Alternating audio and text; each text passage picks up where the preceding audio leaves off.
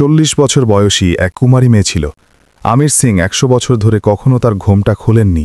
লোকে বলতো যে সে সমগ্র বিশ্বে সবচেয়ে সুন্দরী নারী। তার কোম্পানিতে কেবল লম্বা পাওয়ালা মেয়েরাই কাজ করতে পারত। কিন্তু তারপর একদিন তিনি ঘোষণা করলেন যে তার দেহরক্ষী হবে তাকে 5 কোটি টাকা বেতন দেওয়া হবে। সেদিন হুইল চেয়ারে বসে একটি পাগল ছেলে সাক্ষাৎকারের জন্য এসেছিল।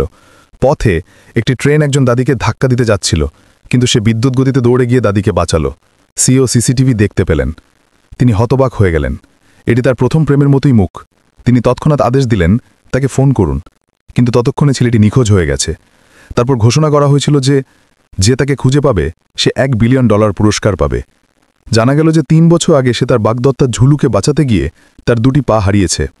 এখন সে কোম্পানির ওয়েবসাইটে গেটস চরিত্রে অভিনয় করে। কিন্তু আগামীকাল তার বিয়ে। সিইও সিদ্ধান্ত নিলেন যে তিনি $100 বিলিয়ন নিয়ে তার বিয়েতে যাবেন এবং বিয়ে বন্ধ করবেন। কিন্তু মঞ্চে ঝুলুতা প্রত্যাখ্যান করে এবং কোম্পানির জেনারেল ম্যানেজারের সাথে তার বিয়ের ঘোষণা দেয়। সে বলে যে আমার আসল ভালোবাসা হলো সেই যে আমার প্রতিটি কষ্টে পাশে দাঁড়িয়েছে। পাগল ছেলে চেনমিং ভেঙে পড়েছিল, যার জন্য সে তার পা হারিয়েছিল। সে আজ অন্য কারোর কনে। যাই হোক, আপনি কোন জেলা থেকে ভিডিওটি দেখছেন কমেন্টে বলুন।